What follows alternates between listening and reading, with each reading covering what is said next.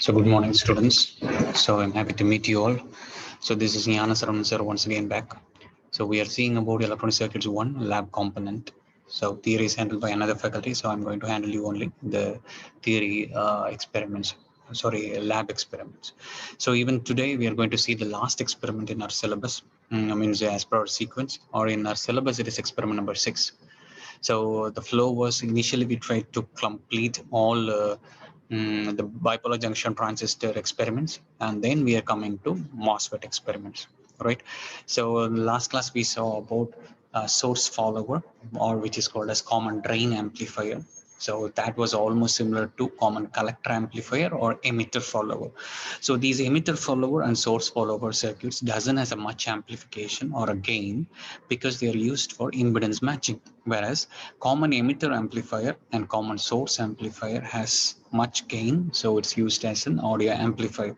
So we have already seen common emitter amplifier as an experiment. So today we'll see about common source amplifier, that is using MOSFET. So you can build a common source amplifier using junction field effect transistor JFET or using metal oxide semiconductor field effect transistor. So in our syllabus or in our experiment, we'll be seeing common source amplifier using metal oxide semiconductor field effect transistor. So the agenda is to construct the MOSFET common source amplifier. We'll try to measure the gain variation or the changes in amplification with respect to the frequency. That we'll try to plot, and we'll try to take the bandwidth, right? Or we'll try to determine the bandwidth. Bandwidth is the wide range over which the amplifier has a constant, or at least 70.07% of the final value, or it's also called as half power frequency, right? Any of that will be dealt detail in theory classes, right? So it's the bandwidth is the operating range. So we are going to measure that, right? So this is the pin configuration. So the MOSFET that we are going to use it, IRFZ44. You can see that the pin configuration is GDS, gate drain source, and this is the symbol, right? So there are actually four layers. There's gate, source, drain, and substrate. Substrate is this one. Substrate and source are joined together. So you'll have three terminals at the output, right?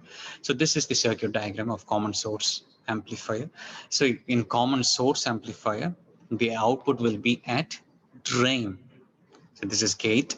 The source is grounded. So the input is at gate terminal. The output is at drain terminal. So only terminal that is not you means that remains in common between input and the output. That is the only terminal that is as a mediator is, or in between input and the output, is source. So that's why you have named it as common source amplifier. If emitter is common between input and the output, means if the input is at base and the output is at collector, the emitter is common, so you call it as common emitter amplifier. Adhe kind of methodology is what in common source amplifier also, right? So we simply have so like there BJT collector to base bias circuit here, and the base is given from drain to gate through a resistor 22K. There is a 1K drain resistance. There are two coupling capacitances. So coupling capacitances are always used to avoid the DC offset from the previous circuit, right? So let's move on. So the procedure is as same as the previous one. Connections are given as per the circuit diagram. We'll try to keep the input voltage constant, right? So whereas here in this experiment, we'll try to keep the input voltage as 0.2 volt. So source follow 1 volt, which inga vandu 0.2 volt nodi down. We'll change the input signals or a frequency, and we'll note down what is the output voltage or how much amplification has happened. So that we'll try to tabulate. We'll try to plot it in a semi-log sheet, as where we'll try to find the 3 dB bandwidth. Right? So this is the model graph. You can see here there is a drastic increase for a very low frequencies, then it becomes constant, and then it tends to decrease. So in common drain amplifier source follower, there is no such drastic increase. The output was just following the input, or reducing than the input. So the graph would be a constant one. It's almost like emitter follow. I mean, say common emitter amplifier, right? So so that's it. So tabulation. So we'll keep the input voltage constant. So like input voltage. So it is 0.2 volt. We'll vary the input signal's frequency. We'll note down what is the output voltage. We'll try to calculate what's the gain. So gain is output divided by input, right?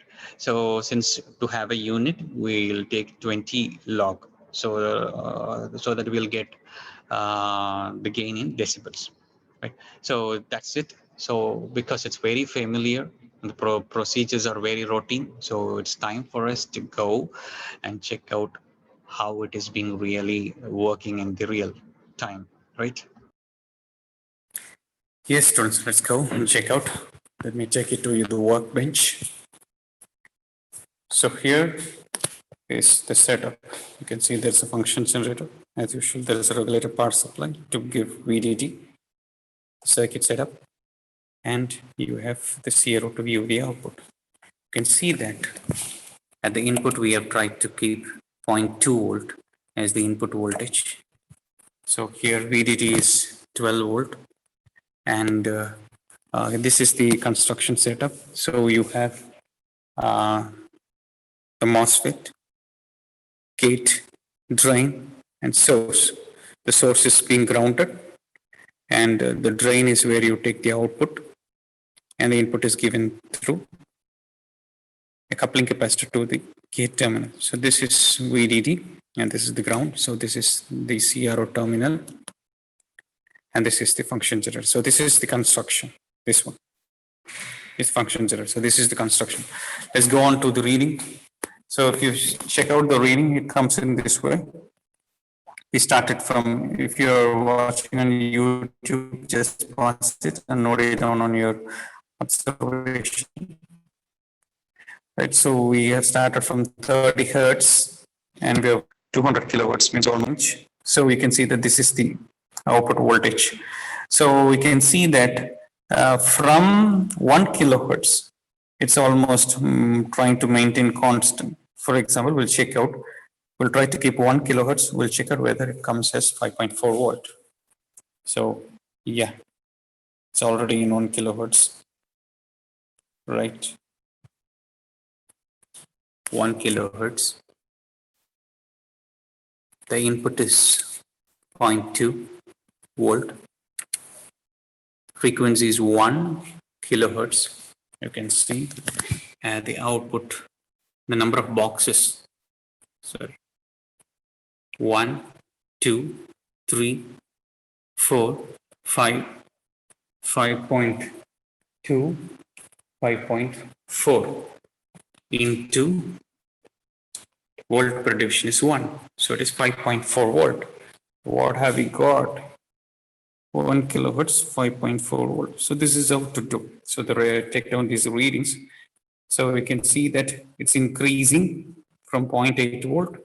So almost reaching a peak of 5.4 volt. Then it's trying to fall back. So this is as similar as we told in the model graph. So it will increase.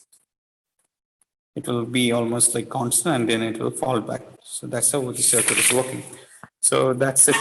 So it's very easy to do, right? So the experiment is as similar to the previous one or more similar to common emitter amplifier.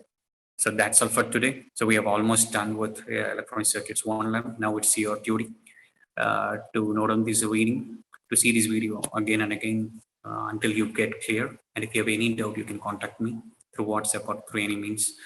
I'll try to clarify. If necessary, I'll even put in additional videos to make things more clarified.